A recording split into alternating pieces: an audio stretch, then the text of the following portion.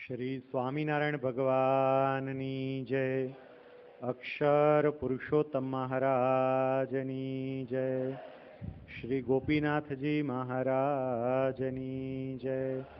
राधा कृष्ण देवनी जय। सियावर रामचंद्र भगवाननी जय। उमापति महादेवनी जय। प्रमुख स्वामी महाराजनी जय। महंत स्वामी महाराजनी जय। श्री BAPS स्वामीनारायण मंदिर गढ़पुरना प्रांगणમાં આયોજિત ગઢપુર અને આસપાસના વિસ્તારના વિદ્યાર્થીઓ માટેના આજના વિશિષ્ટ કાર્યક્રમ સફળતાની સંજીવનીમાં ઉપસ્થિત આ મંદિરના કોઠારી પૂજ્ય અધ્યાત્મ જીવનદાસ સ્વામી, આ મંદિરમાં સેવા આપતા પૂજ્ય ભક્તિ તનયદાસ સ્વામી, અન્ય સંતો, અહીંયા ઉપસ્થિત જ્ઞાનના ઉપાસકો એવા સૌ સારસ્વત મિત્રો, આપ સર્વે વિદ્યાર્થીઓ, આજે કેટલીક ખૂબ અગત્યની વાતો મારે તમારા સૌની સાથે વહેંચવી છે. એની શરૂઆત એક સરસ મજાની નાની વાર્તા સાથે. હવે જરા ધ્યાનથી આ વાતને સાંભળજો.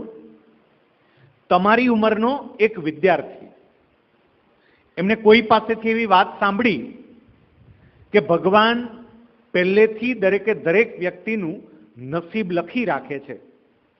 એટલે આ છોકરાને એવો વિચાર આવે કે ભગવાન જો પહેલેથી નસીબ લખી રાખતા હોય તો ખોટી મહેનત શું કામ એને કરવી.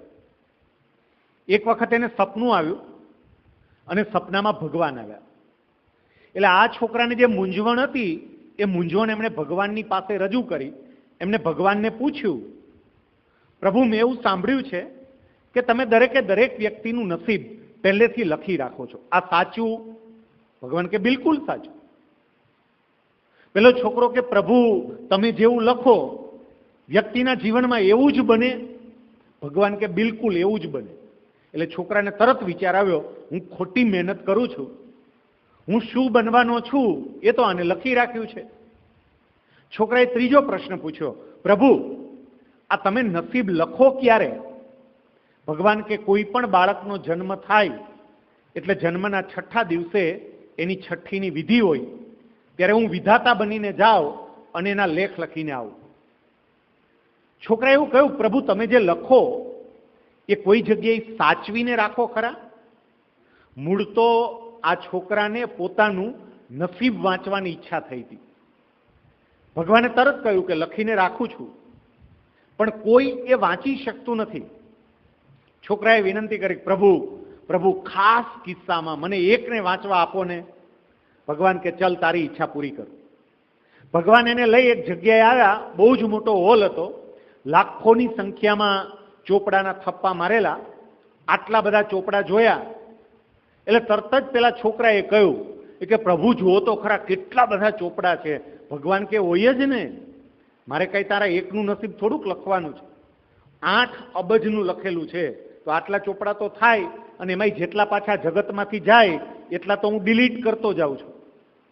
છોકરો કે પ્રભુ આમાં ગઢડાનો ચોપડો છે? ભગવાન કે હોય જ ને. પ્રભુ એ જ આપો ને, મારે બીજે ગોતવો ક્યાં? ભગવાને ગઢડાનો ચોપડો કાઢીને પેલા વિદ્યાર્થીના હાથમાં મૂક્યો. પોતાનું નસીબ વાંચવા માટે એકદમ ઉત્સુકતાથી એને પાના ફેરવવાના શરૂ કર્યા. એક પછી એક પાનું ફેરવતો જાય. કેટલા બધા નામ આવ્યા. એનું પોતાનું નામ આવ્યું, પણ નામ લખેલું હતું, પાનું તો કોરું જ હતું, અને આખો ગઢડાનો ચોપડો કોરો. એટલે તરત જ એ છોકરાએ ભગવાનને કહ્યું કે પ્રભુ આવું કેમ? આ ચોપડો કોરો કેમ? પ્રભુ કે બીજામાંય નજર નાખ. એટલે એમણે બીજો ચોપડો લીધો, બીજા સિટીનો, બીજા રાજ્યનો, બીજા દેશનો, બધામાં નજર નાખી, પણ બધામાં એક સરખું નામ લખેલા, પાના કોરા. છોકરાએ તરત ભગવાનને કહ્યું, પ્રભુ અમે માણસો તો એકબીજાને ઉલ્લુ બનાવીએ, તમે ભગવાન ઉઠીને ઉલ્લુ બનાવો છો? ભગવાન કે આમાં ક્યાં ઉલ્લુ બનાવવાની વાત છે? છોકરો કે ઉલ્લુ નહીં તો બીજું શું? તમે એવું કહો છો કે દરેકનું નસીબ લખું છું, તમે લખ્યું તો કંઈ છે નહીં, પાના તો કોરા છે બધાય. હવે ભગવાન જે જવાબ આપે છે સાંભળજો મિત્રો. ભગવાન કે કોઈ પણ બાળકનો જન્મ થાય, જન્મના 6ઠ્ઠા દિવસે છઠ્ઠીની વિધિ વખતે હું એના લેખ લખવા માટે પહોંચી જાઉં, એના લેખ, એનું નસીબ લખું, પણ ન વાંચી શકાય એવી સાઈથી માત્ર એક જ શબ્દમાં લખું. છોકરો કે પ્રભુ તમે લખો છો શું? ભગવાન કે એક જ શબ્દ છે, તથાસ્તુ, તારી ઈચ્છા પ્રમાણે. આટલું લખી આખું પાનું કોરું મૂકી દઉં. જેને પોતાનું નસીબ જેવું લખવું હોય એવું લખવાની છૂટ. હું તો ખાલી એટલું કહી દઉં, તારી ઈચ્છા પ્રમાણે થશે. વિદ્યાર્થી મિત્રો સમજી રાખજો, ભગવાને આપણને બધાને જન્મના 6ઠ્ઠા દિવસે જ આશીર્વાદ આપી દીધા છે, તથાસ્તુ. હવે નક્કી આપણે કરવાનું છે. આજે કોઈ વ્યક્તિ સફળતાના શિખર પર બેઠી હોય કે કોઈ વ્યક્તિ નિષ્ફળતાની ઊંડી ખાઈમાં પડી હોય, તો એનું નસીબ એને પોતે જ લખ્યું હોય, કારણ કે ભગવાને તો આપણને કહી દીધું છે, તારી ઈચ્છા પ્રમાણે થશે. અહીંયા બેઠેલી પ્રત્યેક વ્યક્તિને સફળ થવાની ઈચ્છા હોય, સ્વાભાવિક છે. દરેકે દરેક વ્યક્તિએ પોતાના જીવનમાં આગળ વધવું છે, કંઈક એવું કરવું છે કે દુનિયા એની નોંધ લે, અને એવું થઈ શકે. એના માટે કરવાનું શું? એ સફળતાની સંજીવની શ્રી હનુમાનજી મહારાજના જીવનના કેટલાક પ્રસંગોને આધારે મારે તમને આપવી છે. આપણને બધાને ખબર છે, માતા સીતાની શોધ કરવા માટે હનુમાનજી મહારાજ જ્યારે લંકા જાય છે, ત્યારે એમની આ યાત્રા દરમિયાન જે જે ઘટનાઓ બને છે, એ બધી જ ઘટનાઓ આપણને બધાને સફળતા સુધી પહોંચવામાં ઉપયોગી છે.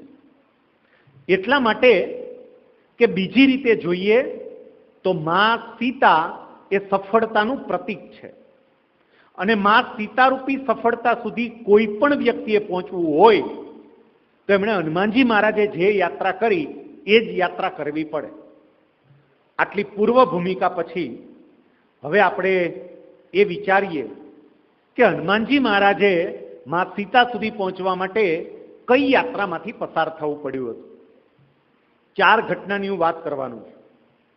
સૌથી પહેલી ઘટના, જ્યારે મહારાજા સુગ્રીવે સીતાજીની શોધ માટે અલગ અલગ ટીમો બનાવી, અલગ અલગ દિશાઓમાં મોકલી, ત્યારે દક્ષિણ દિશા તરફ જે ટીમ ગઈ એ ટીમમાં હનુમાનજી મહારાજ એ ટીમના એક સામાન્ય સૈનિક હતા. તમારી જાણ માટે હનુમાનજી મહારાજ એ ટીમના લીડર નહોતા. ટીમના લીડર તો અંગદ હતા, વાલીના દીકરા. હનુમાનજી તો એક સામાન્ય સૈનિક હતા. એ ટીમ દક્ષિણ દિશામાં આગળ વધી, ત્યાં સંપાતિ નામના એક પક્ષી સાથે આ ટીમની મુલાકાત થઈ. સંપાતિ એટલે જટાયુના ભાઈ, અને જટાયુ એટલે મા સીતાને જ્યારે રાવણ લઈને જતો હતો ત્યારે સીતાજીને બચાવવા માટે પોતાના પ્રાણનું બલિદાન આપ્યું એ પક્ષી, એમના ભાઈ સંપાતિ. સંપાતિ પાસે દિવ્ય દ્રષ્ટિ હતી, એટલે દૂરનું જોઈ શકે. એમને પોતાની દિવ્ય દ્રષ્ટિનો ઉપયોગ કરીને જોયું કે મા સીતા અત્યારે લંકામાં છે. ટીમને સમાચાર આપ્યા. ટીમે પૂછ્યું કે અહીંથી લંકા સુધી પહોંચવું હોય તો આ સમુદ્ર કેટલો છે, એની લંબાઈ કેટલી છે? સંપાતિએ જોઈને કહ્યું કે 100 જોજન જેટલો આ સમુદ્ર લાંબો છે, તમારે 100 જોજનનો સમુદ્ર કૂદવો પડે. મિત્રો, એ વખતે આખી વાનર સેના બેસી અને ચર્ચા કરે છે કે આટલો મોટો સમુદ્ર કૂદી અને લંકા સુધી કોણ જશે. એક પછી એક વાનર ઊભો થાય અને પોતાની ક્ષમતાની વાત કરે કે હું પ્રયત્ન કરું તો હું 20 જોજન જેટલું કૂદી જાઉં. એટલે બધા તાળીઓ પાડી એને વધારે, પણ 20 જોજન વાળાનું તો કામ નહોતું, કારણ કે 100 જોજન દૂર જવું હતું. વળી બીજો ઊભો થાય, એવું કે જો હું પ્રયત્ન કરું ને તો હું 50 જોજન કૂદી શકું. ફરી પાછા બધા તાળીઓ પાડે. અંગદ પોતે ઊભા થયા, એ કે જો હું પ્રયત્ન કરું તો હું 100 જોજન કૂદી જાઉં, પણ પાછો આવું કે કેમ એ નક્કી નહીં. આ બધા વાતો કરે, તાળીઓ વગાડે. બધાની વાતો સાંભળીને હનુમાનજી મહારાજ પોતે તાળીઓ વગાડે. એ વખતે દૂર બેઠા બેઠા જામવંતજી આખી આ ઘટના જોતા હતા. જામવંતજી હનુમાનજીની બાજુમાં આવ્યા અને હનુમાનજીને એવું કહે છે કે ક્યારના તાળીઓ શું પાડો છો? હનુમાનજી કે તાળીઓ ન પાડું શું કરું? બધા કેવી વાતો કરે, જો ને, કોઈ 20 જોજન કૂદવાની વાત કરે છે, કોઈ વળી 50 જોજન, આંગદ તો 100 જોજનની વાત કરે છે. એ વખતે જામવંતજી હનુમાનજીને એવું કહે છે કે તમે તો કંઈક એવું બોલો કે બાકીના તમારા માટે તાળીઓ પાડે, તમે બોલો કંઈક કેટલું કૂદી શકો. હનુમાનજી એ વખતે જામવંતજીની સામે જોઈને એવું કહે છે, પણ હું તો કેવી રીતે કૂદી શકું? આ તો બધા કેવા મોટા મોટા વાનરો છે, મારી ક્ષમતા શું? અને એ વખતે જામવંતજી હનુમાનજીને એની ક્ષમતાઓ યાદ કરાવે છે. હનુમાનજીને એવું કહે છે કે યાદ છે, તમે એ જ હનુમાન છો જ્યારે નાના હતા ત્યારે દૂર રહેલા સૂર્યને એક સામાન્ય ફળ સમજી છેક સૂર્ય સુધી છલાંગ લગાવી. બાળપણમાં સૂર્ય સુધી પહોંચનારા તમે તમારી યુવા અવસ્થામાં ખાલી આ 100 યોજનનો સમુદ્ર નહીં કૂદી શકો. હનુમાનજીને પોતાની ક્ષમતાઓ યાદ આવી. હનુમાનજીએ એ જ ક્ષણે સંકલ્પ કર્યો કે માં સીતા સુધી પહોંચવા માટે, પ્રભુ રામનું કામ કરવા માટે આ 100 યોજન લાંબો સમુદ્ર કૂદી અને લંકા હું જઈશ. Yes, I will do. આ પહેલી ઘટના. અને આ પહેલી ઘટના આપણને શું સમજાવે સમજો. અહીંયા બેઠેલી પ્રત્યેક વ્યક્તિ, મિત્રો, તમને ટકા આવતા હોય તોય ભલે, તમને ટકા ન આવતા હોય તોય ભલે, તમે શાંતિથી બેસી શકતા હોય તોય ભલે, ન બેસી શકતા હોય તોય ભલે, તમે તોફાન કરતા હોય તોય ભલે, તમે ડાયા હોય તોય ભલે, તમે આજના આ કાર્યક્રમમાં તમારી ઈચ્છાથી આવ્યા હોય તોય ભલે, અને તમારા શિક્ષકના કહેવાથી પરાણે આવ્યા હોય તોય ભલે, પણ તમારા પ્રત્યેકમાં એક હનુમંત ક્ષમતા છે અને છે. પણ આપણને જ પરિચય નથી કે હું આવું કરી શકું. અહીંયા બેઠેલી પ્રત્યેક વ્યક્તિ, સાહેબ, દરેકે દરેક, તમે ગમે એવા પરિવારમાંથી કેમ નથી આવતા, તમારી આર્થિક પરિસ્થિતિ ગમે તેવી કેમ નથી, પણ એક વખત તમારી અંદર રહેલી એ હનુમંત શક્તિ જાગૃત થાય, આપણને પોતાને આપણો પરિચય મળે કે હું કોઈ સામાન્ય નથી, હું બધું જ કરી શકું એમ છું, તો તમારી ક્ષમતાઓ પણ પૂર્ણપણે ખીલે. આ વાત હું નથી કહેતો.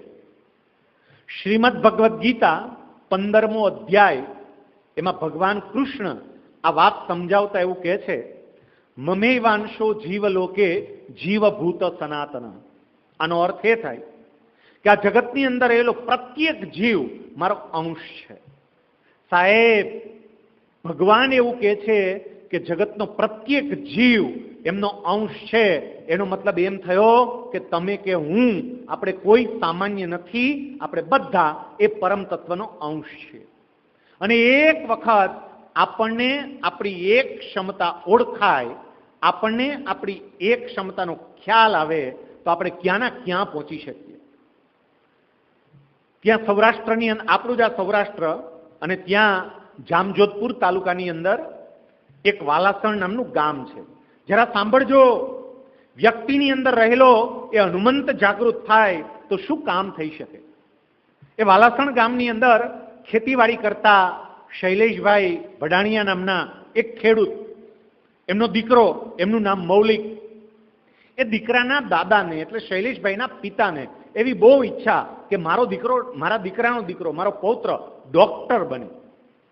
અમે તો બધાએ ખેતી જ કરી છે, મજૂરી કરી કરીને જીવન ગુજાર્યું છે, પણ મારો આ પૌત્ર ભણે ગણે, આગળ વધે, ડોક્ટર બને, એની સરસ મજાની કારકિર્દી બનાવે, એવું એમનું સપનું. મૌલિકે 10મું ધોરણ પાસ કર્યું. 11મા ધોરણની અંદર આ છોકરો સાયન્સ કરવા માટે ધોરાજીની એક સ્કૂલમાં ગયો. 11 સાયન્સમાં એનો અભ્યાસ ચાલુ થયો. એની સાથે ભણનારા વિદ્યાર્થીને જ્યારે ઇન્ટરનલ ટેસ્ટ લેવાય અને એમાં જેટલા માર્ક આવે, આ છોકરાને માર્ક આવે જ. ખબર નહીં, એને વસ્તુઓ સમજાતી નહીં હોય, એ કદાચ લખી નહીં શકતો હોય. દિવસે ને દિવસે એને એવું લાગે કે બાકીના બધા વિદ્યાર્થીઓ હોશિયાર છે, મને ખબર પડતી નથી. બાકીના બધાને જેટલી ટેસ્ટ લેવાય એ ટેસ્ટમાં સારા માર્ક આવે છે, મને એકને જ ઓછા માર્ક આવે છે. આ જ વિચારને કારણે મૌલિક ભડાણિયાએ 11મું ધોરણ અડધું પૂરું કર્યું અને પછી એણે નક્કી કર્યું કે આપણું ભણવાનું કામ નહીં, આપણું આ ગજું નહીં, દાદા ભલે સપનું જોતા હોય, મારાથી આ નહીં થાય, એટલે એને ભણવાનું છોડી દીધું. એ ગામડે આવતો રહ્યો. પપ્પાએ સમજાવ્યો, દાદાએ સમજાવ્યો.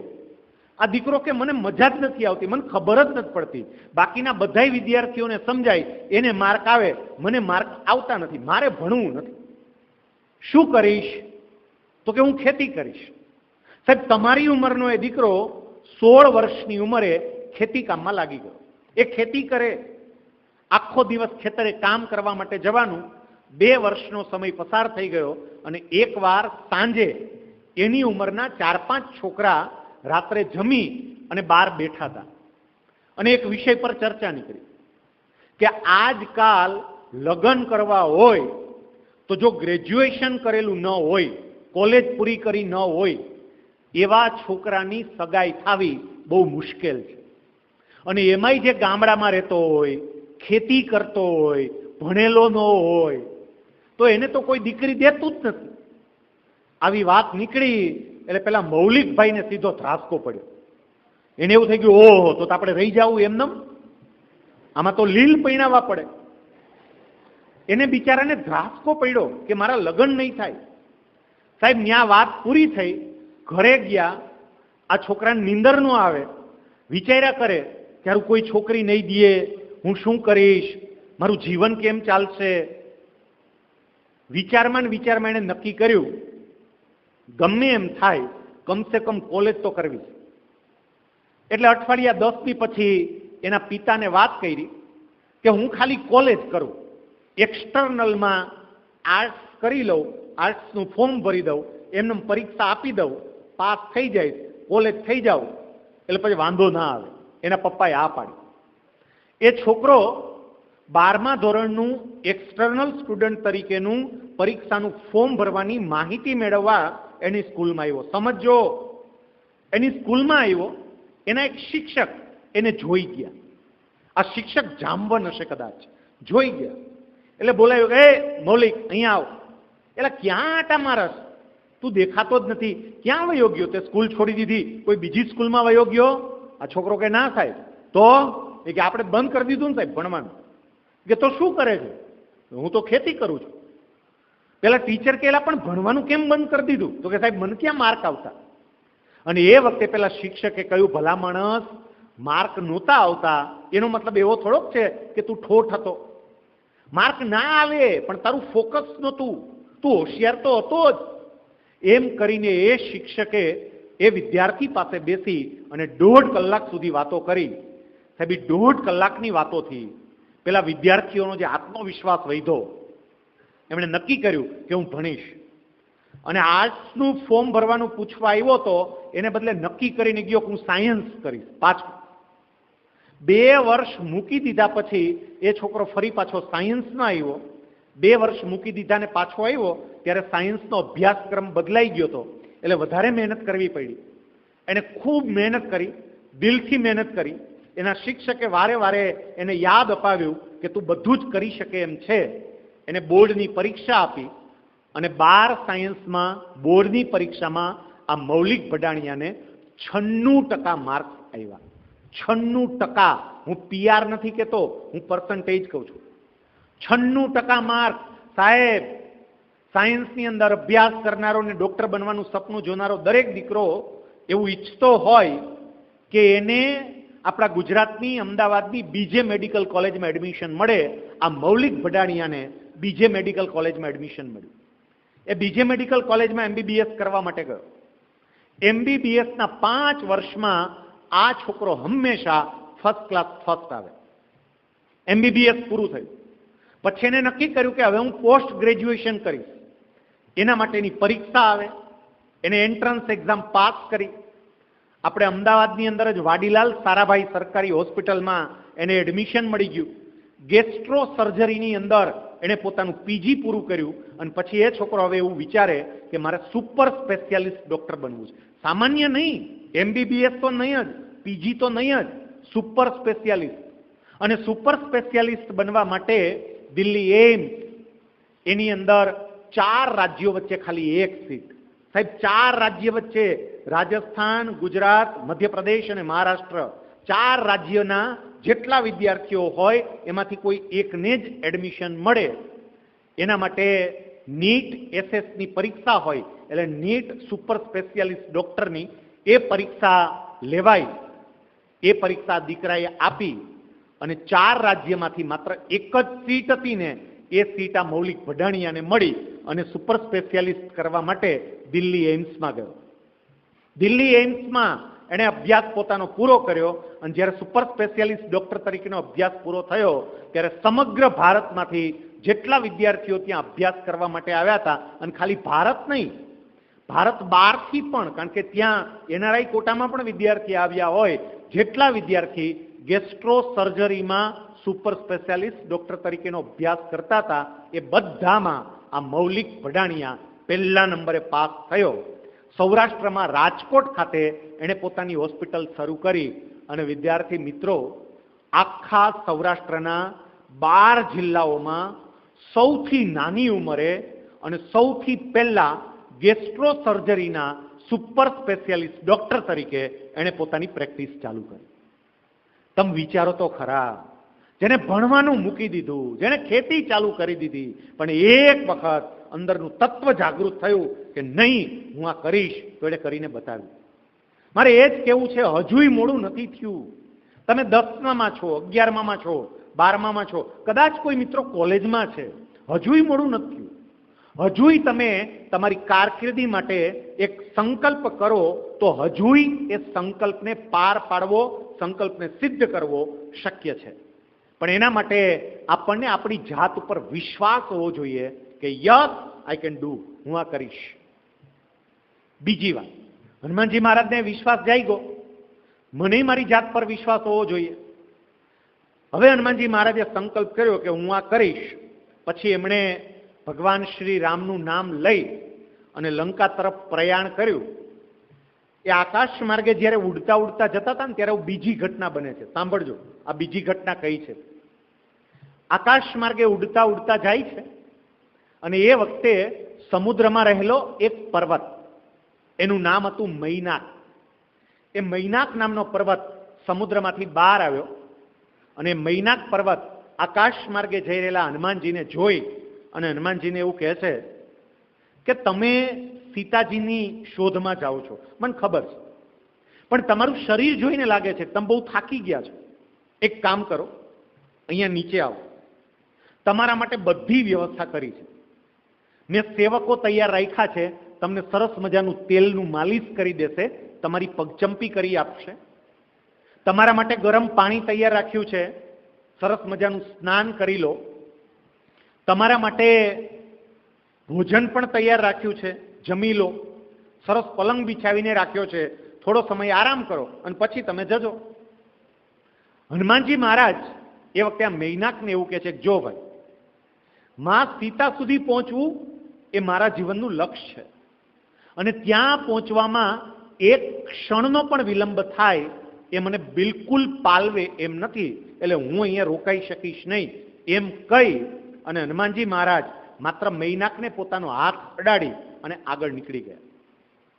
મિત્રો સમજો, કોઈ પણ વ્યક્તિ જ્યારે સફળતારૂપી સીતાને પ્રાપ્ત કરવા માટે, સફળતારૂપી સીતા સુધી પહોંચવા માટે એ જ્યારે છલાંગ લગાવે ત્યારે સૌથી પહેલા મૈનાક બહાર આવી એમને રોકે રોકે અને રોકે.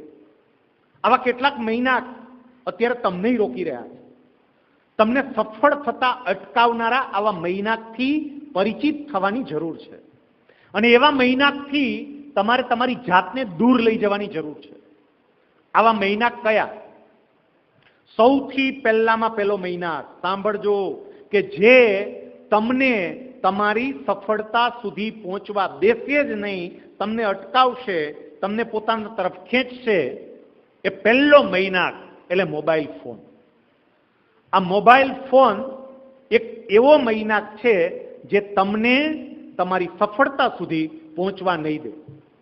અહીંયા બેઠેલી દરેક વ્યક્તિ જરા વિચારજો, સાહેબ અત્યારે કદાચ રમતમાં ને રમતમાં ખબર નહીં પડે, હસવા હસવામાં જિંદગી જતી રહેશે, પણ 10 વર્ષ પછી પ્રેક્ટિકલી જ્યારે ફિલ્ડમાં આવશો ને ત્યારે ખબર પડશે કે કોઈ આપણને 10,000ની નોકરીએ પણ નહીં રાખે. અત્યારે સમય છે. જે વ્યક્તિ અત્યારે પોતાની મોજ મજાને એક બાજુ મૂકી અને સંપૂર્ણપણે પોતાની જાત, પોતાના અભ્યાસ પ્રત્યે સમર્પિત કરે ને, સાહેબ એ વ્યક્તિ એક કક્ષાએ પહોંચી જાય કે આપણે કલ્પના પણ ન કરી શકીએ. મારે ફરી એક ઉદાહરણ આપવું છે કે જે વ્યક્તિ આવા મૈનાકથી પોતાની જાતને દૂર રાખી શકે એ વ્યક્તિ શું કરી શકે? મારું ગામ છે ગોંડલની બાજુમાં મોવિયા, અને મારા ગામનો એક છોકરો, એ છોકરાનું નામ અમિત ભાલોડી. આ અમિતની આર્થિક પરિસ્થિતિ બહુ જ સામાન્ય. અહીંયા તમારા ચહેરા જોઈને મને તમારા કેટલાકના પરિવારની પરિસ્થિતિ સ્પષ્ટપણે ઓળખી શકાય છે. સાહેબ, કદાચ તમારા કરતા પણ વધારે બદતર પરિસ્થિતિની અંદર જીવનારો આ દીકરો, એના પિતાને ગામમાં બરફના ગોળા વેચવાની દુકાન હતી. એ બરફના ગોળા વેચતા હતા ગામમાં. ઠંડા પીણા વેચે, બરફના ગોળા વેચે, રહેવા માટે એક સાવ સામાન્ય મકાન, અને એ મકાનની અંદર એ પણ ભાડાનું કંઈક હતું, કોઈ એટલી બધી વ્યવસ્થાઓ નહીં. એ દીકરો 12મું ધોરણ પાસ કરે છે, કોમર્સમાં હતો, એને 12 કોમર્સ પાસ કર્યું. 12 કોમર્સની અંદર એ વખતે એને કંઈક 65% જેટલા માર્ક્સ હતા. એટલે આમ તમે જોવા જાવ તો એટલો બધો ટેલેન્ટેડ કે હોશિયાર પણ એ વખતે નહીં. એ દીકરો મને મળવા માટે આવ્યો. મને એવું કહે છે કે સર, મારે 12 કોમર્સ તો પૂરું થઈ ગયું, સર હવે હું આગળ શું કરું, હું કયા ફિલ્ડમાં જાઉં તો મારી કારકિર્દી બને? એ છોકરાને એ વખતે મેં એવું કહ્યું કે દોસ્ત, અત્યારે કંપની સેક્રેટરીનો કોર્સ એટલે CS નો કોર્સ, એની ડિમાન્ડ બહુ છે, કારણ કે ભવિષ્યની અંદર CS ની બહુ જરૂરિયાત ઊભી થશે. તું આ કોર્સ કર, એમ કરીને મેં એને બધી સમજૂતી આપી. એ દીકરો મને એવું કહે છે પણ સાહેબ, તમે જે પ્રમાણે કહો છો એ પ્રમાણે તો આ કોર્સ એ અંગ્રેજીમાં હોય, અને મારું ઇંગ્લિશ તો એટલું સારું છે નહીં, મારું ઇંગ્લિશ તો કાચું છે. મેં કહ્યું ભલે ને કાચું હોય, તું મહેનત કરે તો પાકું થાય કે ના થાય? આપણે મહેનત કરવી પડે, મોજ મજાને એક બાજુ મૂકવાની, મહેનત કરજે, તારું ઇંગ્લિશ પાકું થશે. એ દીકરાએ નક્કી કર્યું કે હું CS કરીશ. સાહેબ, એ ભણવા માટે ગયો, કંપની સેક્રેટરીનો કોર્સ કરતો હતો. ત્યાર પછીની પહેલી હોળી, ધૂળેટીનો તહેવાર, હું ગામડાની અંદર ગયો, મારા ગામડે આંટો મારવા. સાંભળજો જરાક. અને એ વખતે ગામની બજારમાં નીકળો સાંજે. મારા જે વિદ્યાર્થીઓ હતા, જે આની સાથે ભણતા હતા, અમિતની સાથે, એ 3-4 છોકરા મળ્યા બજારમાં. કેમ છો સાહેબ? મજા કરતા હતા, આનંદ કરતા હતા, કારણ કે 12મું પૂરું થઈ ગયું, કોલેજ ચાલુ થઈ ગઈ. કોલેજમાં તો મોજ હોય. મેં પૂછ્યું ખરું, અમિત ક્યાં? તો કે એ ખબર નથી સાહેબ. એટલે હું એને મળવા માટે એની ઘરે ગયો. હોળીનો દિવસ છે, આખું ગામ મજા કરે છે, આખું ગામ બહાર હોળી માતાના દર્શન કરવા માટે નીકળ્યું છે. રમતો જાત જાતની ગામની શેરીઓમાં રમાય છે. લગભગ રાતના 8:45 વાગ્યા હશે. હું અમિતની ઘરે ગયો. એ છોકરો અર્થશાસ્ત્ર લઈ અને બેઠો બેઠો વાંચતો હતો. એમને પૂછ્યું કે દોસ્ત, આજે હોળી છે, બધાય મજા કરે છે, તારા મિત્રો બહાર આંટા મારે છે, અને તું અહીંયા વાંચવા બેઠો છો? એને મને જે જવાબ આપ્યો સાંભળજો. મને કે સાહેબ, મારે હમણાં પરીક્ષા આવશે, મારું અર્થશાસ્ત્ર કાચું છે, અને એમાંય પાછું ઇંગ્લિશમાં લખવાનું છે, તો અત્યારે મહેનત તો કરવી પડશે ને. મેં એવું નક્કી કર્યું છે કે મારે એટી કેટી આવવા દેવી નથી, અને એટલે સાહેબ હોળી તો પછી આવશે, પણ પરીક્ષા બીજી વાર થોડીક આવશે. હોળીના દિવસે એ દીકરો વાંચવા બેઠો તો એનું પરિણામ એ આવ્યું કે દીકરાએ કંપની સેક્રેટરીની ફાઉન્ડેશનથી લઈ અને ફાઇનલ સુધીની બધી જ પરીક્ષા એને પહેલા જ પ્રયત્નમાં પાસ કરી. જે છોકરો એક સાવ સામાન્ય ગામડાનો છોકરો, બરફના ગોળા વેચનારા એક ભાઈનો દીકરો, અને જ્યારે એને કંપની સેક્રેટરી તરીકેનો અભ્યાસ કરવો હતો, એ વખતે ફી ભરવાના પણ જેની પાસે પૈસા નહોતા, એને મદદ કરી હતી બીજાએ, ત્યારે તો ફી ભરાણી હતી, એવો એ દીકરો સાહેબ ધીમે ધીમે કરતા એ દીકરાએ પોતાની કંપની શરૂ કરી દીધી. પોતાની કંપની. એ કંપનીનો CFO બની ગયો, એ કંપનીનો CEO બની ગયો. અને 1 વર્ષ પહેલા, 1 વર્ષ પણ નહીં, એમ તો 10 મહિના પહેલા એ પોતાની કંપનીનો IPO લાવ્યો. લોકોને કહ્યું કે મારી કંપનીમાં રોકાણ કરો.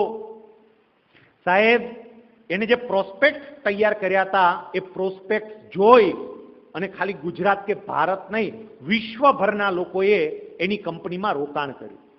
હવે એક વ્યક્તિ મોજ મજા એક બાજુ મૂકી અને જો મહેનતમાં લાગી જાય તો એનું પરિણામ શું આવે છે સાંભળજો. એને 52 કરોડ રૂપિયાની જરૂર હતી. 52 કરોડ પોતાનો બિઝનેસ કરવા માટે. ગામડાનો છોકરો છે, કોઈ મોટી ઓળખાણ નથી, પણ પોતાના પ્રોસ્પેક્ટ એને દુનિયાની સામે મૂક્યા એક એજન્સીને હાયર કરીને કે હું આ કામ કરવાનો છું, 52 કરોડની જરૂર છે. 3 દિવસ હતા, 3 દિવસમાં લોકોએ પૈસા ભરવાના હતા અને 3 દિવસમાં આ દીકરાને 52 કરોડ રૂપિયાની જરૂરિયાતની સામે 5,870 કરોડ રૂપિયા મળ્યા. 5,870 કરોડ. અને આ હું મારી સંપૂર્ણ સભાન અવસ્થામાં બોલું છું. આમાં કદાચ આ આંકડો સાંભળીને ઘણાને એવું થાય કે ભાઈ ગપ્પા મારો પણ માપમાં રાખો તો થોડું સારું એમ. સાહેબ, તમે નેટ ઉપર સર્ચ કરીને આજની તારીખે પણ જોઈ શકો, હાઈગ્રીન કાર્બન લિમિટેડ નામની એમની કંપની અને આઈપીઓ કેટલો ભરાણો હતો. 5,870 કરોડ લોકોએ એને આપ્યા વિશ્વાસ રાખીને. અને આજે બધા રાખી ના શકે, નિયમ પ્રમાણે બધા બાકીના રૂપિયા એને પરત કરવા પડે. પણ એ દીકરો, એની કંપનીની વેલ્યુ આજે 400 કરોડ રૂપિયાની થઈ ગઈ, 400 કરોડની. હવે એની સાથે બાકીના વિદ્યાર્થીઓ હતા જે મને હોળીના દિવસે ગામની બજારમાં મળ્યા હતા, મોજ કરતા હતા, જલસા કરતા હતા. એ આજે એટલા હેરાન થાય છે અને એની સામે આ છોકરો આજે મસ્ત મજાની જિંદગી જીવે. સમજાય છે? અત્યારે મસ્ત મજાની તક મળી છે. આ તકનો ઉપયોગ કરીને અત્યારે મારો સંપૂર્ણ સમય મારા અભ્યાસને આપું. સાહેબ, મજા તો પાછળથી થઈ શકે. એની આરે જે ભણનારા હતા ને એ વિદ્યાર્થીઓ ઇન્સ્ટાગ્રામનો ઉપયોગ કરે છે, ફેસબુકનો ઉપયોગ કરે છે. આ અમિતે ઇન્સ્ટાગ્રામ ને ફેસબુક બેય વાપરે છે. બે વચ્ચે અત્યારે ફેર શું એ સમજજો. એની સાથે ભણનારા અને ભણતી વખતે મજા કરનારા અત્યારે પોતાના ઇન્સ્ટાગ્રામમાં કે ફેસબુકમાં પોસ્ટ મૂકે અને પોસ્ટ મૂકે ત્યારે શું કરે, ગિરનાર ગયા હોય ફરવા, રોપવેમાં બેઠા હોય, ફોટો મૂક્યો હોય, એન્જોઈંગ એટ ગિરનાર, ફોટો મૂકે. અને સામે આ અમિત એ પણ ફોટો મૂકે છે, પણ એ ફોટો મૂકે ત્યારે શું લખે, enjoying at Switzerland, enjoying at BAPS Hindu mandir Abu Dhabi, enjoying at golden bridge London. સાહેબ, એ લંડન જાય, એ સ્વિટ્ઝરલેન્ડ જાય, એની કેટલી પ્રતિષ્ઠા, કેટલા લોકોને રોજગારી આપે. આ બધી જ ક્ષમતા તમારામાં છે. અને આ એક બે ઉદાહરણ નહીં, આવા ઢગલા બંધ ઉદાહરણ છે. પણ એના માટે મારે આ મોબાઈલ રૂપી ઇડિયટ ઉપર કંટ્રોલ રાખવો પડે. મને ખબર છે અહીંયા બેઠેલી વ્યક્તિઓ પૈકી લગભગ 80 થી 90% વિદ્યાર્થીઓ પાસે મોબાઈલ છે. 80 થી 90% પાસે. જરાક વિચાર તો કરજો. આપણે ક્યારેય આપણા મમ્મી પપ્પાનો વિચાર નથી કર્યો. તમે બધા ભણવા માટે તૈયાર થઈ અને સ્કૂલે આવી જાઓ છો, પણ તમને ભણાવવા માટે તમારા પિતા કેટલા હેરાન થાય છે એ આપણને ખબર જ નથી. કેટલાકને એ ખબર નહીં હોય કે તમને ભણાવવા માટે તમારા પિતાએ લોન લીધી હશે, તમને ભણાવવા માટે એને વ્યાજે પૈસા લીધા હશે. કેટલાયને ખબર નહીં હોય તમે આગળ વધી શકો એટલે તમારી માએ પોતાના દાગીના ગીરવે મૂક્યા હશે. અને આપણને કોઈ જ કરતા કોઈ જ પરવા જ નથી. આપણા પરિવારમાં મમ્મી અને પપ્પા ઘણી વખત આપણી સાથે આ વાતની ચર્ચા નથી કરતા. એ મમ્મી, એ પપ્પા, એને કોઈ બેસ્ટ ગિફ્ટ આપવી હોય ને તો આપણે આપણો આ મોબાઈલ એના ઉપર કંટ્રોલ રાખી શકીએ તો એ બેસ્ટ ગિફ્ટ છે. એટલું એ સમજો કે ક્ષમતા તમારામાં પુષ્કળ છે, પણ તમને તમારી ક્ષમતા અનુભવાતી નથી. એની પાછળનું એક કારણ એ પણ આ મોબાઈલ છે. અને હું એના ઉપર વિશેષ ભાર એટલા માટે મૂકી રહ્યો છું કે આ મોબાઈલ અને સોશિયલ મીડિયા એને વિદ્યાર્થીઓને જે પ્રમાણે બરબાદ કરવાનું કામ શરૂ કર્યું. મેં તમને કહ્યું અત્યારે ખબર પડશે જ નહીં ભાઈ. અત્યારે મજા જ આવે. આ મોબાઈલમાં રીલ્સ જોવાની મજા કોને ના આવે ભાઈ? આંગળીઓ ફેરવા કરવાની, મજા કર્યા કરવાની, મજા જ આવે. પણ અમુક સમય પછી મેં તમને કહ્યું ને, જ્યારે તમે વાસ્તવિક રીતે આર્થિક ઉપાર્જન માટે, પૈસા કમાવા માટે દુનિયાની સામે આવશો ને ત્યારે આપણને સમજાશે કે પૈસા કમાવા સહેલા નથી. અને એટલે ચાણક્યજી આપણા બધા વિદ્યાર્થીઓ માટે એક સરસ મજાની વાત કરે છે. ચાણક્ય એવું કહે છે, વિદ્યાર્થિનમ કુતો સુખ, સુખાર્થિનમ કુતો વિદ્યા. એનો અર્થ એ થાય કે વિદ્યાર્થીને મોજ મજા ન હોય અને મોજ મજાવાળાને વિદ્યા ના હોય. અહીંયા આટલી મોટી સંખ્યામાં આ દીકરીઓ બેઠી છે. બહેનો સાંભળજો, તમે બધી દીકરીઓ માત્ર 4 દિવાલોની વચ્ચે રોટલા ઘડવા માટે જ નથી જન્મી, એ પણ સમજજો. હા, એક ગૃહિણી તરીકે આપણે મસ્ત રીતે આપણી ફરજો નિભાવશું, પણ તમે તમારા પગ ઉપર ઊભા રહી અને સરસ મજાની કમાણી કરી શકો એવી ક્ષમતા તમારામાં પણ છે. ગામડાની જ એક દીકરી, એમનું નામ સરસ્વતી દેસાઈ. આ સરસ્વતીના પપ્પા બળદને નાલ જડવાનું કામ કરતા હતા. બળદને નાલ જડે એની આર્થિક પરિસ્થિતિ તો વિચારજો. દુર્લભજીભાઈ દેસાઈ એના પિતાનું નામ.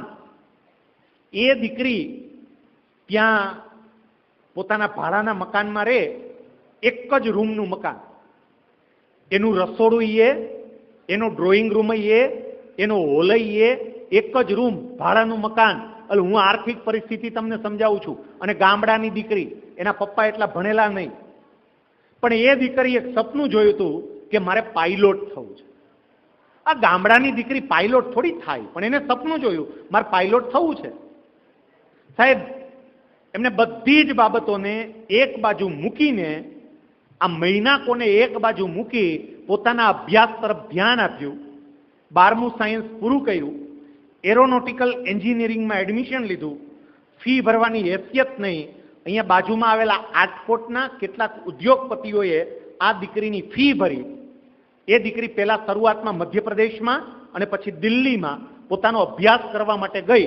એનો અભ્યાસ પૂરો થયો અને અત્યારે આ દીકરી દિલ્હીની અંદર એરપોર્ટના આખા એક વિભાગનું સંચાલન કરે છે. ગામડાની દીકરી છે પણ એરપોર્ટનો આખો વિભાગ સંભાળે છે. શું કામ? કારણ કે જે વખતે ભણવાનું હતું એ વખતે એમાં બરોબર ધ્યાન આપ્યું. હવે હું તમને જે એક વાર્તા કહેવા માટે જઈ રહ્યો છું, તમામે તમામ જરા ધ્યાનથી આ વાર્તા સાંભળજો. વાતો કરવાનો સમય આપણને પછી મળશે, પણ ધ્યાનથી આ વાર્તા સાંભળજો. તમને બીજું સમજાય કે ના સમજાય, કદાચ આ એક વાર્તા સમજાઈ ગઈ તોય ઘણું છે. એક વખત એક મંદિરની અંદર ભગવાનની મૂર્તિ, એને અડધી રાત્રે કોઈના રડવાનો અવાજ સંભળાયો. એટલે મૂર્તિ વિચારમાં પડી કે અત્યારે અડધી રાત્રે કોણ રડે છે. મૂર્તિ જોવા માટે બહાર આવી. બહાર આવીને જોયું તો મંદિરના પગથિયા રડતા હતા. બિચારા હિબકા ભરે પગથિયા. મૂર્તિ પગથિયા પાસે ગઈ, પગથિયાને છાના રાખ્યા. પૂછ્યું કે હિબકા કેમ ભરો છો, તકલીફ શું પડી, રડો છો કેમ? એ વખતે પગથિયા મૂર્તિને એવું કે છે, યાદ છે આપણે બે એક જ ખાણમાં બાજુ બાજુમાં હતા. આપણે બે પાણા હતા. તુંય પાણો હતો, હુંય પાણો હતો, બે બાજુ બાજુમાં. બંનેને એક જ દિવસે ખોઈદા, એક જ ટ્રકમાં ચડાવ્યા, એક જ મેદાનમાં ઉતાર્યા. શિલ્પકારે એક જ હતો, એ જ છીણી હતી, એ જ હથોડી હતી. પણ તારામાંથી મૂર્તિ બનાવી, અમારામાંથી પગથિયા બનાવ્યા. તારામાંથી મૂર્તિ બનાવી એટલે લોકો તારા દર્શન કરવા માટે દૂર દૂરથી આવે છે. તને કેવા સરસ મજાના ભોજન જમાડે, તને જાત જાતના કપડાં પહેરાવે, તને હાર પહેરાવે, તને આદર આપે, માન આપે, સન્માન આપે, તારી આરતી ઉતારે, તારા ચરણોમાં દંડવત પ્રણામ કરે. અને આ બધા લોકો મારા ઉપર જૂતા અને ચપ્પલ ઘસે છે, મને ઠેબા મારે છે. તને આટલો આદર આપે છે ને મને ઠેબા મારે છે. આ બધું યાદ આવ્યું ને એટલે રડવું આવ્યું. એ વખતે મૂર્તિ પગથિયાના પાણાને એવું કહે છે કે તારી વાત સાચી, કે આજે મને બહુ માન સન્માન મળે છે, આદર મળે છે, તું ઠેબા ખાય છે, આ બધી વાત સાચી, પણ હવે યાદ કરે દિવસ જ્યારે મૂર્તિકાર હાથમાં છીણી અને હથોડી લઈને આવ્યો. આપણે બે પાણા હતા, બે મેદાનમાં બાજુ બાજુમાં પડ્યા હતા, આપણને એક જ ખાણમાંથી ખોદીને લાવ્યા હતા. અને મૂર્તિકારે સૌથી પહેલી નજર મારા ઉપર નહીં તારા ઉપર કરી હતી. આવું મૂર્તિ કહે છે પગથિયાના પાણાને. યાદ છે ને? મૂર્તિકારે પહેલી નજર તારા પર કરી હતી કારણ કે તું વધારે સારો પથ્થર હતો અને તારામાંથી જ એને મૂર્તિ બનાવી હતી. એને હાથમાં છીણી લીધી, હથોડી લીધી અને તારા પર ધીમે ધીમે ટોચા મારવાનું ચાલુ કર્યું. એટલે તે તરત રાડારાડી ચાલુ કરી હતી કે વાગે છે, તકલીફ પડે છે, બહુ તકલીફ પડે છે, પીડા થાય છે. અને એ વખતે પેલા મૂર્તિકારે કીધું તું સહન કર લે. એક વખત સહન કરી લે, મૂર્તિ બની જા. એકવાર મૂર્તિ બની જા ને, લોકો તને આદર આપશે, માન આપશે, સન્માન આપશે, તારી આરતી ઉતારશે, તારી પૂજા કરશે. એક વખત બધું સહન કરી લે. પણ એ વખતે તેવું કહેલું કે આવું કાંઈ સહન કરવાની આપણી તૈયારી નથી. અને પછી મૂર્તિકારે તરત કહ્યું તો ભાઈ રેવા દે. એટલે એને તને મૂકો પડતો સીધો તારા ઉપર એક ઘા મારી અને પગથિયાનો પાણો બનાવ્યો. એ જ છીણી, એ જ હથોડી મારા પર મારી. હું તો તારા કરતા ખરાબ પથ્થર હતો, મારે તો વધારે ટોચાવવું પડ્યું. મને તકલીફ પડતી હતી, મને પીડા થતી હતી, પણ મેં બધું સહન કર્યું. તે સહન ના કર્યું એટલે તું પગથિયાનો પાણો થયો, અને મેં સહન કર્યું ને એટલે હું મંદિરની મૂર્તિ બની. સમજો વિદ્યાર્થી મિત્રો, અત્યારે તમે બધા તમારી સ્કૂલ રૂપી ખાણના પાણા છો. એક ખાણ છે શાળા, અને એના જ પાણા છો. સાહેબ, શક્ય છે કે અત્યારે અહીંયા બેઠેલા 1300-1400 વિદ્યાર્થીઓમાંથી 10 વર્ષ પછી કોઈ વ્યક્તિ એવી કક્ષાએ પહોંચી હશે ને, શિક્ષકોને આમ વિચાર નહીં આવે કે આ કક્ષાએ પહોંચી ગયો, કે આ કક્ષાએ પહોંચી ગઈ. સાહેબ, તમારામાંથી જ કોઈ વ્યક્તિ સફળતાના શિખર પર 10 વર્ષ પછી બેઠી હશે, અને શક્ય છે કે આપણામાંથી જ કોઈ વ્યક્તિ 10 વર્ષ પછી નિષ્ફળતાની ઊંડી ખાઈમાં પણ પડી હશે. એ શક્ય છે. આ સ્વામિનારાયણ ભગવાનનું તીર્થસ્થાન છે. આપણે ભગવાનના ચરણોમાં પ્રાર્થના કરીએ કે એક પણ વ્યક્તિ પગથિયાનો પાણો ના બને, મંદિરની મૂર્તિ જ બને. પણ જો તમારે મંદિરની મૂર્તિ બનવું હોય તો એમને ના બનાય, તમારે ટોચા સહન કરવા પડે, એમને ના બનાય. હું જ્યારે ગુજરાત સરકારની અંદર ક્લાસ 2 અધિકારી તરીકે કામ કરતો હતો, મેં પહેલા જીપીએસસીની પરીક્ષા પાસ કરી, ગુજરાત સરકારમાં ક્લાસ 2 અધિકારી બન્યો. ક્લાસ 2 અધિકારી એટલે મામલતદાર કક્ષાનો અધિકારી. પછી બીજી એક પરીક્ષા આવી જીપીએસસીની, ક્લાસ 1 અધિકારી બનવાની, કે તમે પરીક્ષા આપો, તમે સીધા ક્લાસ 1 અધિકારી બનો.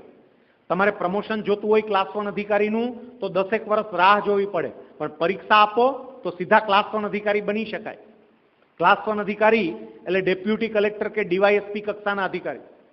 મેં નક્કી કર્યું કે હું આ પરીક્ષા આપીશ. એ વખતે હું મારા ગામડે રહેતો હતો, મોવિયા, અને મારા ગામથી રાજકોટ 40 કિલોમીટર દૂર થાય. નોકરી માટે હું 40 કિલોમીટરનું અંતર કાપતો. સવારે વહેલો 4 વાગે પરીક્ષા નજીક આવી ત્યારે વાંચવા માટે 4 વાગ્યાની આસપાસ જાગી જાઉં, 3-4 વાગે જાગી અને 8 વાગ્યા સુધી બેઠો બેઠો વાંચું. હું અધિકારી હતો, મામલતદાર કક્ષાનો અધિકારી હતો, અને છતાંય 4 વાગે ઉઠી અને વાંચતો. જ્યારે વાંચવા માટે ઉઠું જોઉં તો બધાય ઘરના બાકીના સભ્યો સૂતા હોય, એ પ્રેમથી સૂતા હોય. આપણે મોઢું ધોઈ અને હાથમાં ચોપડી લેવાની. એ વખતે મને વિચારાય આવતો કે આ બધાય કેવા મજાથી સૂતા છે, અને સારું તારે જ વાંચવાનું. અને એ વખતે હું મારી જાત આરે વાત કરતો કે આમાંથી કોઈને ક્લાસ 1 અધિકારી બનવું નથી, આમાંથી કોઈને એર કન્ડિશનર ચેમ્બરમાં બેસવું નથી, આમાંથી કોઈને સરકારી ગાડીમાં આંટા મારવા નથી, અને આમાંથી કોઈને લોકોના કામ કરવા નથી. જો તારે કરવું હોય તો છાનું મનો વાંચવા માંડ. અને હું બેસી જતો તો વાંચવા, અને એનું પરિણામ એ આવ્યું. મારા પરિચય વખતે કહ્યું કે મારી મહેનત અને મારા ગુરુદેવ પરમ પૂજ્ય પ્રમુખ સ્વામી મહારાજ, પરમ પૂજ્ય મહંત સ્વામી મહારાજની કૃપા કે ક્લાસ 1 અધિકારીની પરીક્ષાની અંદર હું આખા ગુજરાત રાજ્યની અંદર 3જા નંબરે આવ્યો અને સીધો ક્લાસ 1 અધિકારી બની ગયો. મારે તમને એ કહેવું છે કે અત્યારે તમારી પાસે તક છે. કેટલીક મોજ મજા એને એક બાજુ મૂકી દેજો. યાદ રાખજો મિત્રો, અત્યારે તમને કદાચ મોબાઈલની અંદર ઇન્સ્ટામાં કે ફેસબુકમાં કોઈની ફ્રેન્ડ રિક્વેસ્ટ આવે અને તમે રાજી થતા હોય, તમારો ચહેરો મલકાતો હોય, આ બધાય થોડા સમય માટેના ખેલ હોય, બાકી કોઈ તમારી સામું જોવાનું નથી. આ સમજી રાખજો. કોઈ આમાં કેટલાક એવાય છે પ્રોફાઇલ પિક્ચર જોઈને જ મલકાતા હોય, બોલો પાછળ કઈક જુદું જ હોય પાછું. અને એક વખત આ બધુંય એક બાજુ મૂકી અને જો વ્યવસ્થિત રીતે ભણી અને સરસ મજાના હોદ્દા પર પહોંચી ગયા, કે સરસ મજાની કમાણી ચાલુ થઈ ગઈ ને, તો લોકો જોહે નહીં કે તમે કેવા છો, તમારો દેખાવ કેવો છે, કાંઈ જોહે નહીં. અને એનું બેસ્ટ ઉદાહરણ તમે જોઈ લ્યો. હમણાં મુકેશભાઈ અંબાણીએ પોતાના દીકરાને પરણાવ્યો. કેવો છોકરો ને કેવી વહુ, તમે જોવો ખરા. આપણને એમ થાય કે આને કોણ દેહે, પણ ભારતની સૌથી સ્વરૂપવાન દીકરી એને એની યારે લગ્ન કર્યા. કેમ? કારણ કે એને જ્યાં ફોકસ કરવાનું હતું, પૈસા કમાવા માટે એક વખત મસ્ત રીતે પૈસા કમાઈ લે તો બાકીનું બધું મળી જાય. એટલે વિદ્યાર્થી તરીકે અત્યારે સામાન્ય બાબતોની એક બાજુ મૂકી તમારા અભ્યાસમાં ફોકસ કરજો. ત્રીજી બાબત, હનુમાનજી મહારાજ હવે અહીંથી આગળ વધ્યા. એને મૈનાકને કહી દીધું કે ભાઈ મારે તારી જરૂર નથી, મારે તો માં સીતા સુધી પહોંચવું છે. હનુમાનજી આગળ જાય છે. હવે એક રાક્ષસી એને મળે છે. એ રાક્ષસીનું નામ હતું સુરસા. સુરસા નાગોની માતા હતી, સાંભળજો. અને એને બ્રહ્માજીનું વરદાન હતું. બ્રહ્માજીએ સુરસાને વરદાન આપેલું કે આકાશ માર્ગે કોઈ પણ પસાર થાય એને તું ઈચ્છે તો તારા મોઢામાં લઈ શકીશ. હનુમાનજી આકાશ માર્ગે જતા હતા, સુરસાએ જોયું અને એણે હનુમાનજીને પોતાના મોઢામાં લેવા માટે પોતાનું મોઢું પોળું કર્યું. સુરસાએ મોઢું પોળું કર્યું અને એ જ વખતે હનુમાનજી પામી ગયા કે જો સુરસાના મોઢામાં ગયો તો પૂરું, માં સીતા સુધી નહીં પહોંચાય. એટલે હનુમાનજી પાસે 8 પ્રકારની સિદ્ધિ છે. એમાં એક મહિમા નામની સિદ્ધિ, અને એ સિદ્ધિનો ઉપયોગ કરી હનુમાનજીએ પોતાનું શરીર મોટું કર્યું. કેટલું મોટું? સુરસાનું મોઢું જેટલું પોળું હતું એના કરતા બમણું શરીર કરી દીધું. હવે સુરસા મોઢામાં કેવી રીતે લઈ શકે? પણ આ સુરસા હતી. સુરસાએ પોતાનું મોઢું હનુમાનજીનું શરીર જેટલું હતું ને એના કરતા બમણું પોળું કર્યું. સામે તરત જ હનુમાનજીએ શરીર એના કરતા બમણું મોટું કર્યું. એક તરફ સુરસા પોતાનું મોઢું પોળું કરતી જાય અને બીજી તરફ હનુમાનજી એમનું શરીર મોટું કરતા જાય. રામાયણમાં એવું નોંધાયું છે કે એક સમય એવો આવ્યો કે સુરસાએ બહુ જ મોટું પોળું કરી દીધું. એ વખતે હનુમાનજી પોતાની બીજી એક સિદ્ધિ, અણીમા સિદ્ધિનો ઉપયોગ કરી એકદમ નાના અણુ જેવા થઈ ગયા. અંદર મોઢામાં જઈ બધે આંટો મારી અને પાછા આવતા રહ્યા. અને પછી સુરસાને કીધું જો બ્રહ્માજીનું વરદાન હતું તારે મોઢામાં આવવાનું, આવી ગયો, પૂરું, ઓકે, ટાટા, બાય બાય, વાત પૈકી. સુરસાને ત્યાં હરાવી દીધી. હવે આને આધારે સમજો શીખવાનું શું છે તે. મિત્રો, 2 બાબત, અતિ મહત્વની વાત કહું છું. 2 બાબત. પહેલી વાત, જ્યારે કોઈ પણ સમસ્યા રૂપી સુરસા પોતાનું મોઢું પોળું કરે ત્યારે હનુમાનજી મહારાજની જેમ આપણે પુરુષાર્થ કે મહેનત રૂપી આપણું શરીર મોટું કરવું. સફળતા માટે કોઈ શોર્ટકટ આ જગતમાં છે જ નહીં, એ સમજી રાખજો. સફળ થવું હોય તો મારે મારી જાતને હોમવી પડે. અહીંયા બેઠેલી મોટા ભાગની વ્યક્તિ ગ્રામ્ય વિસ્તાર સાથે સંકળાયેલા છે. આપણને બધાને ખબર છે સાહેબ, અત્યારે મગફળીની સિઝન છે, માંડવી વાવી હોય, જે દાણો જમીનની અંદર જાય ને એ દાણાને બહુ પીડા થાય. એ દાણાને અંદર ગરમી, પીડા, અને એ પીડા બધી સહન કરી લે ત્યારે દાણો ફૂટે, એમાંથી બીજમાંથી અંકુર બહાર આવે, છોડ બને અને એમાં મગફળીના ડોડવા લાગે. પણ કોઈ દાણો એમ કે ના મારે કઈ અંદર જવું નથી, આપણે કઈ આવી ગરમી બરમી સહન નથી કરવી, ઉપર ને ઉપર પડ્યો રહી, તો એને આપણી ગામડાની ભાષામાં અરોડા કહેવાય. અને આવા અરોડા જે થયા હોય ને એ કાંઈ કામમાં આવે નહીં, એને ઉપાડી અને ફેંકી દેવાના હોય. મારે મગફળીનું ઉત્પાદન આપવું હોય તો અંદર જવું પડે. કોઈ એ બહુ સરસ વાત કરી છે, મિટા દે અપની હસ્તી કો ઘર કુછ મર્તબા ચાહે. કંઈક જોઈતું હોય તો મારે મારી હસ્તીને મિટાવવી પડે. મિટા દે અપની હસ્તી કો ઘર કુછ મર્તબા ચાહે, દાના ખાક में मिलके गुले गुलजार होता है. એમનેમ કઈ બગીચો ન બને. દાણો જમીનમાં જઈ પોતાની જાતને હોમી દે. સાહેબ, આજથી અમુક વર્ષ પહેલા ક્રિકેટ જગતની અંદર એક સાથે 2 વ્યક્તિઓ આવી. એકનું નામ હતું સચિન તેંડુલકર અને બીજી વ્યક્તિનું નામ હતું વિનોદ કાંબલી. સાંભળજો જરા બધા. એક સાથે 2 વ્યક્તિ ક્રિકેટ જગતની અંદર પ્રવેશે છે અને બંને વ્યક્તિઓમાં ક્ષમતાની દ્રષ્ટિએ ક્રિકેટના જ્ઞાનની દ્રષ્ટિએ, એક્સપર્ટાઇઝની દ્રષ્ટિએ બધી રીતે સચિન તેંડુલકર કરતા વિનોદ કાંબલી ક્યાંય આગળ હતો, બધી રીતે. બે વ્યક્તિઓ ક્રિકેટમાં આવી, વિનોદ કાંબલીનું નામ બોલાય, સચિન તેંડુલકર બિચારો સંઘર્ષ કરતો હોય એવું, પણ વિનોદ કાંબલીએ મહેનત કરવાનું, પ્રેક્ટિસ કરવાનું છોડી દીધું. અને પ્રેક્ટિસ કરવાનું છોડી દીધું એ તો એમ કે હું તો આવી ગયો ભાઈ, ક્રિકેટમાં આવી ગયો. અને બીજી તરફ પેલા સચિન તેંડુલકર, એ સચિન તેંડુલકર એને એના કોચ રમાકાંત આચરેકરે એવું કહેલું કે તારે રોજ સવારે ક્રિકેટના મેદાનમાં જઈ અને અમુક બોલની પ્રેક્ટિસ કરવાની જ, એટલે પ્રેક્ટિસ કરે જ, એ પ્રેક્ટિસ છોડે જ નહીં, રોજ જાય.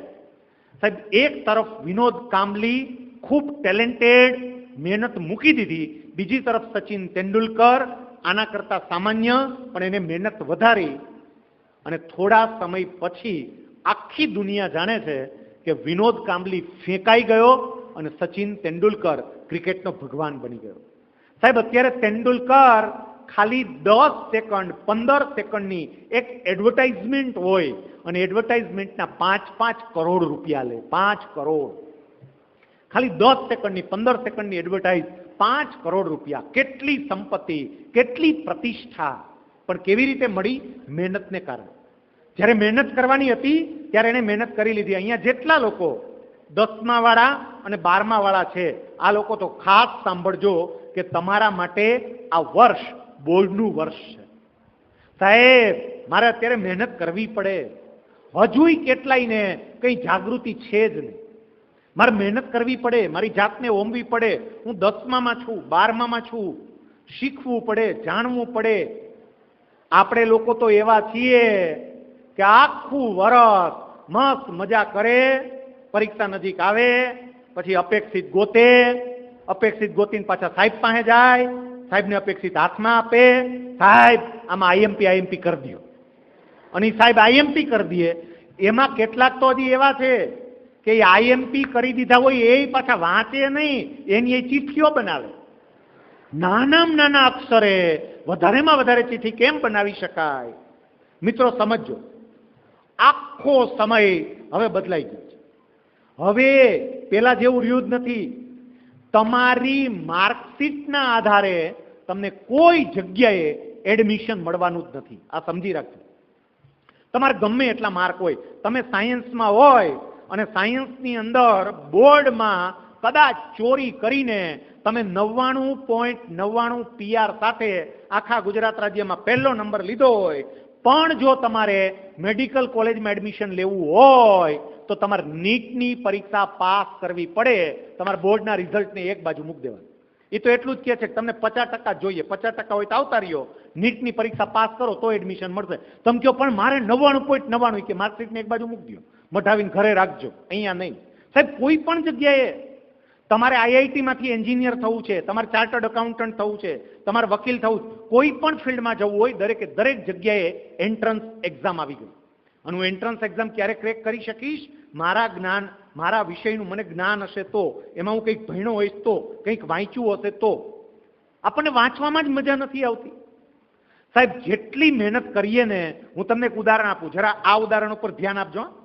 કદાચ મેં તમને 1-2 વાત ઉપર ભાર મૂક્યો, એમાં હવે હું તમને જે વાત કહેવા માટે જઈ રહ્યો છું એ એક વાત જો તમને સમજાઈ જાય, અગાઉ મેં કહી હતી એક મૂર્તિવાળી, આ બીજી એવી મહત્વની વાત કહું છું કે આ વાત સમજાઈ જાય તો પણ આપણો આ સેમિનાર સાર્થક અને તમારી આજ અને તમારી આવતીકાલ બે વચ્ચે મોટો ફેર પડે. અને આ વાત અહીંયા બેઠેલા માત્ર વિદ્યાર્થીઓ માટે નથી, અહીંયા બેઠેલી પ્રત્યેક વ્યક્તિ માટેની આ વાત છે. હવે સાંભળજો જે વાત કહું છું.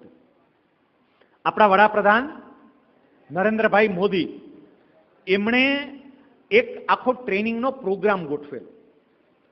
આપણા ભારતમાં અલગ અલગ જેટલા રાજ્યો છે, તમામ રાજ્યો અને કેન્દ્ર શાસિત પ્રદેશો, એ તમામે તમામ જગ્યાએથી 2 પ્રતિનિધિરૂપ અધિકારીઓને એ કાર્યક્રમમાં બોલાવેલા. 5 દિવસનો એ કાર્યક્રમ હતો.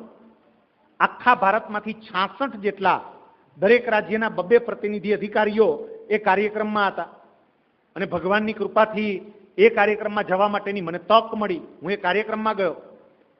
સાહેબ, 5 દિવસના કાર્યક્રમમાં એ લોકોએ 5 મિનિટની અમને કરાવેલી એક એક્ટિવિટી, અમને કરાવેલી એક એક્સરસાઇઝ, અમને કરાવેલો એક પ્રયોગ બધાને એટલો ચોંટી ગયો, બધાને એટલો હૃદયને સ્પર્શી ગયો, અને એ પ્રયોગ પછી વ્યક્તિની કામ કરવાની કાર્યક્ષમતા વધી જાય. વ્યક્તિગત રીતે મારી કાર્યક્ષમતા વધી. હવે પ્રયોગ કયો હતો એ સમજો. જે અમને પ્રયોગ કરાવ્યો હતો તે અમને એવું કહ્યું કે કામ કરો, બધાય છે ને તમારી જગ્યાએ ઊભા થઈ જાઓ. એટલે અમે અમારી જગ્યાએ ઊભા થઈ ગયા. પછી કે હવે કામ કરજો, તમારું અમારી સામે જોતા જજો, તમારું શરીર સીધું રાખજો અને આમ કોઈની સામે આંગળી ચીંધતા હોય એ રીતે ઊભા રહી. પછી કે હવે તમારું શરીર સીધું રાખવાનું, ફેસ સીધો રાખવાનો, આંખો બંધ રાખવાની, આ હાથ તમારાથી જેટલો પાછળ જઈ શકે એટલો પાછળ લઈ જવાનો, અને હાથ જ્યાં અટકી જાય જરા સામે જોજો, આંગળી દિવાલમાં જ્યાં અડતી હોય ત્યાં તમારા મનમાં એક ટપકું કરવાનું. સામે દિવાલ હોય, પડદો હોય, ગમે ત્યાં આંગળી અડતી હશે ત્યાં ટપકું કરજો. ચલો બધા પોતાની રીતે હાથ પાછળ લઈ જાઓ. બધા એમાં હાથ પાછળ લઈ ગયા. પછી આંગળી જ્યાં અડતી હોય એમાં હાથ અટકી જાય, જરા જોઈ લો. એટલે આમ આંગળી અત્યારે અડે છે તો આ સિંહાસન પાસે આંગળી અડે છે, એટલે ત્યાં મનમાં ટપકું કર્યું, ટપકું કરો, ટપકું કર્યું સિંહાસન પાસે. પછી કે હવે એક કામ કરો, પાછા એવી જ રીતે ઉભા રહો, આંખો બંધ કરો.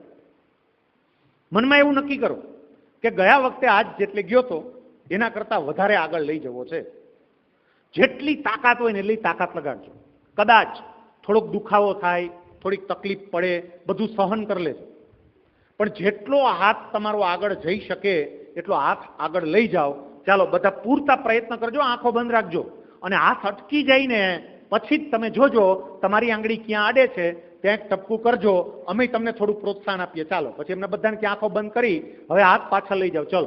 ચલો બધા પ્રયત્ન કરજો. સેજ વધારે, સેજ ભલે કદાચ હાથ દુખે, મસલ ખેંચાય, સેજ વધારે, સેજ પ્રયત્ન કરો, સેજ પ્રયત્ન કરો. પછી આમાં હાથ અટકી ગયો ને પછી જ્યાં આંગળી અડી હતી, અત્યારે તમારો પ્રયોગ નથી કરવાનો ભાઈ,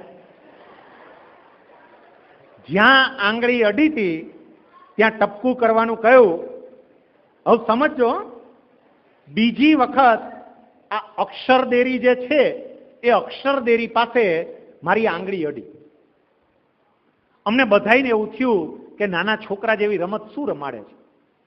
પણ આ એક્ટિવિટી પૂરી કર્યા પછી અમને બધાઈને પહેલા તો એક પ્રશ્ન પૂછ્યો કે તમે બધાય 2 વખત હાથ પાછો લઈ ગયા, હાથ જ્યાં અટકતો હતો અને આંગળી જ્યાં અડતી હતી ત્યાં તમે એક ટપકું કર્યું, તો એ ટપકું એક જ જગ્યાએ થયું કે ટપકા અલગ અલગ જગ્યાએ થયા?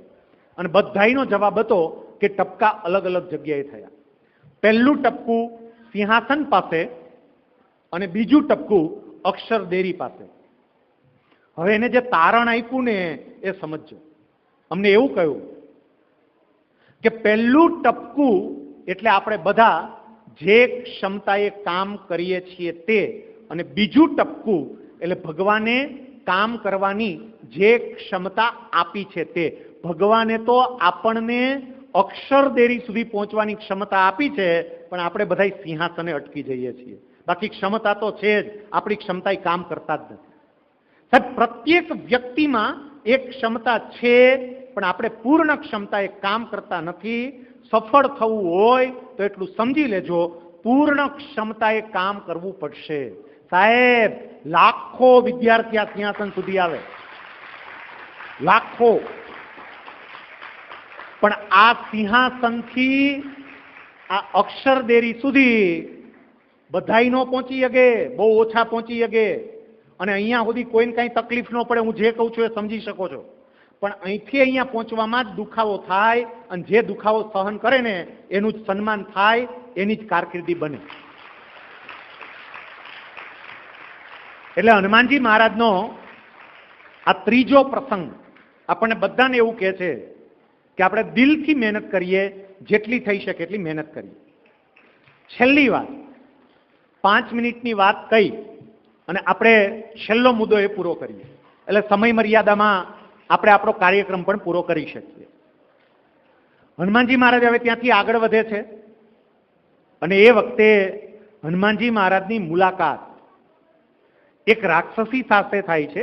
એનું નામ હતું સિંહિકા. સુરસા કરતા પણ એક સ્ટેપ આગળ ચડે, એક પગલું આગળ વધે એવી આ સિંહિકા હતી. સિંહિકા કરે શું?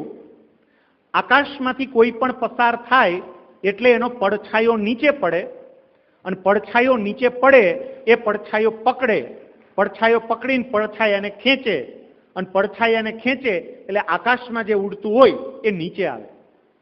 હનુમાનજી મહારાજ ઉડતા ઉડતા જતા હતા, એનો પડછાયો નીચે પડ્યો, એ પડછાયાને આ સિંહિકાએ પકડ્યો, પકડીને ખેંચ્યો. હનુમાનજી ખેંચાય એવા નહોતા, પણ હનુમાનજીએ એનો ઉદ્ધાર કરવો હતો. એટલે હનુમાનજી નીચે આવ્યા, સિંહિકા સાથે લડાઈ થઈ, સિંહિકાને એને મારી નાખી, અને પછી હનુમાનજી મહારાજ ત્યાંથી આગળ ગયા અને લંકા સુધી પહોંચ્યા. હવે આ ત્રીજી ઘટના જે છે, એ ત્રીજી ઘટના શું કે છે? એ એવું કે છે કે કોઈ પણ વ્યક્તિ સફળતામાં ઊંચે ઊંચે ઉડતી હોય, સમજો, કદાચ પહેલી વાર આપણને આપણી આંતર ક્ષમતાઓનો ખ્યાલ આવી ગયો કે હું આ બધું કરીશ. એ કરવા માટે તમે મોજ મજાને એક બાજુ મૂકી દીધી અને તમે પૂરતી મહેનત કરી અને તમે સફળતાના શિખર પર પહોંચી ગયા. તમે સફળતાના આકાશમાં ઊંચે ઊંચે ઉડો છો. હું તમને ભવિષ્યનું સમજાવું છું. પણ એ વખતે જો તમારો પડછાયો પડતો હશે, પડછાયો એટલે આપણી બ્લેક સાઈડ, આપણા ચારિત્રની કાળી બાજુ, અને જો એ ચારિત્રની કાળી બાજુ હશે તો ગમે એટલી ઊંચાઈએ ઉડતા હોય ને ત્યાંથી આપણે નીચે પડશું. મિત્રો, આ છેલ્લી વાત દ્વારા હનુમાનજી આપણને બધાને એટલું કહે છે કે આપણું ચારિત્ર આપણે શુદ્ધ રાખીએ. તમારી તમામ ક્ષમતાઓ પૂર્ણપણે પ્રગટ થાય એવું તમે ઈચ્છતા હોય તો કોઈને કોઈ જગ્યાએ તમારું આધ્યાત્મિક જોડાણ રાખજો. જ્યાં આધ્યાત્મિક જોડાણ હોય, જ્યાં ભગવાન સાથેનું જોડાણ હોય, જ્યાં સંત સાથેનું જોડાણ હોય, ત્યાં મારું ચારિત્ર પૂર્ણપણે ખીલે. મેં જે તમને 3 ઘટના કહી ને, વિચારવા જેવું છે. પરમ પૂજ્ય પ્રમુખ સ્વામી મહારાજ 1997ની અંદર આરબ કન્ટ્રીમાં રેતીના રણની વચ્ચે ત્યાં એક સંકલ્પ કરે છે કે આ આરબ દેશની અંદર હિન્દુનું મંદિર બને. હવે વિચાર કરજો તમે કે જે શક્ય જ નથી કોઈ સંજોગોમાં, પણ પ્રમુખ સ્વામી મહારાજે 1997માં સંકલ્પ કર્યો હતો. Everything is possible, nothing is impossible. કંઈ અશક્ય છે જ નહીં, બધું જ શક્ય છે.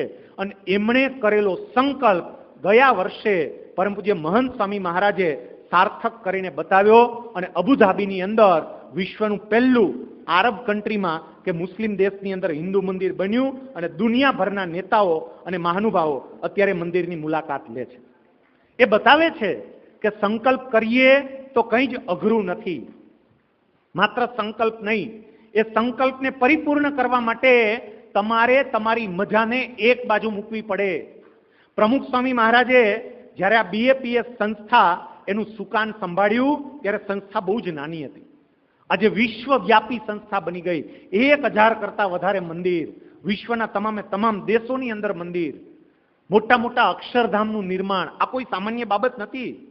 પણ પ્રમુખ સ્વામીએ આ કર્યું કેમ? તો કે પ્રમુખ સ્વામીએ પણ પોતાની જિંદગીમાં આરામને એક બાજુ મૂક્યો.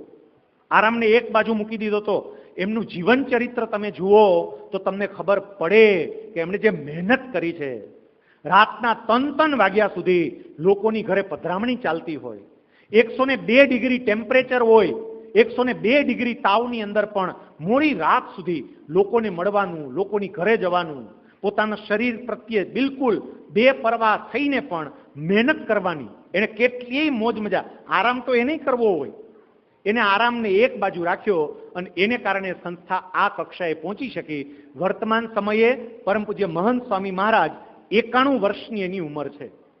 91 વર્ષની ઉંમરે પણ એ સતત અને સતત આરામને એક બાજુ મૂકીને થોડા દિવસ એ રાજકોટ હોય તો થોડા દિવસ રાજકોટથી વળી નાના એવા ગામમાં ભાદરામાં જતા રહે, ત્યાંથી પાછા બોચાસણ જાય, ત્યાંથી બીજે જાય, સતત અને સતત પરિભ્રમણ કર્યા કરે. તો એને પણ પોતાના આરામને, પોતાની મજાને એક બાજુ રાખી છે. ત્રીજી બાબત મેં કહી, સખત પુરુષાર્થ, પ્રચંડ પુરુષાર્થ. પ્રમુખ સ્વામી મહારાજ અને મહંત સ્વામી મહારાજના જીવનમાં તમને એ પણ જોવા મળે કે એમને બહુ જ પુરુષાર્થ કર્યો છે, બહુ જ મહેનત કરી છે, અને એના પરિણામે આ સંસ્થાનો વિકાસ થયો છે. વિદ્યાર્થી મિત્રો, શ્રી હનુમાનજી મહારાજના જીવનમાંથી આ 3 ગુણો આત્મસાત કરીએ અને કોઈ સારી વ્યક્તિના સંપર્કમાં રહીએ, કોઈ સારા સંતોના સંપર્કમાં રહીએ, ભગવાન સાથે સંપર્કમાં રહીએ, આપણે જે ધર્મમાં માનતા હોય તે એ ધર્મના ધર્મગ્રંથોનું વાંચન કરીએ અત્યારથી, તો પણ આપણામાં એક અલગ પ્રકારની શક્તિ આવે અને આપણું ચારિત્ર ઉજ્જવળ બનાવે. અને એક વખત તમારું ચારિત્ર ઉજ્જવળ બને ને પછી કોઈ સિંહિકાની તાકાત નથી કે આપણને નીચે પાડી શકે. આજના દિવસે ઈષ્ટદેવ ભગવાન સ્વામિનારાયણ, ગુરુ હરિ પ્રમુખ સ્વામી મહારાજ, મહંત સ્વામી મહારાજ, સર્વે દેવતાઓના ચરણોમાં હું એવી પ્રાર્થના કરું છું કે તમે બધા ખૂબ પ્રગતિ કરો. સાહેબ, આજે ગઢડાના આંગણે આ સેમિનારનું આયોજન થયું, આ કોઈ સામાન્ય બાબત નથી. પૂજ્ય અધ્યાત્મ જીવન સ્વામી અહીંના કોઠારી, એને મને 3 થી 4 વખત ફોન કરીને કીધું કે આપણે વિદ્યાર્થીઓ માટે આવું રાખીએ તો, ગ્રામ્ય કક્ષાના વિદ્યાર્થીઓ છે, સામાન્ય પરિવારના વિદ્યાર્થીઓ છે, પણ એના માટે આપણે આવું કરીએ તો સાહેબ એમણે આ વિચાર આવ્યો. રાજ્યગુરુ સાહેબ ને ખાચર સાહેબ સહિતની આખી ટીમ, એ બધી ટીમે પ્રયત્ન કર્યો કે મેક્સિમમ વિદ્યાર્થીઓ આ કાર્યક્રમમાં આવે, કાર્યક્રમમાં ભાગ લે, અને એને કારણે આજે તમે બધા અહીંયા આવ્યા છો. હવે છેલ્લું ભગવાનને ખાલી આટલી જ પ્રાર્થના કરવી છે, સાંભળજો, તમારા માટેની પ્રાર્થના, કે તમે બધા જીવનમાં એવી કક્ષાએ પહોંચો કે 15 વર્ષ પછી શૈલેષ તકપરિયાએ તમને મળવું હોય તો તમારા પીએ મને એપોઇન્ટમેન્ટ આપે જ નહીં. તમારા પીએ ના પાડી દે, સર પાસે ટાઈમ જ નથી, મેડમ પાસે ટાઈમ જ નથી. હું બહુ પ્રયત્ન કરું, મને કોઈ રીતે તમારો સમય મળે જ નહીં, તમારી એપોઇન્ટમેન્ટ મળે જ નહીં.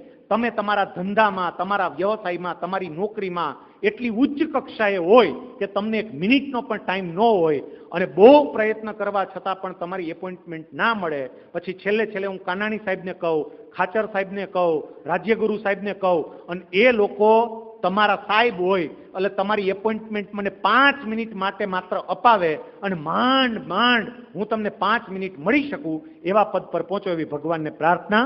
વંદે માતરમ. જય સ્વામિનારાયણ.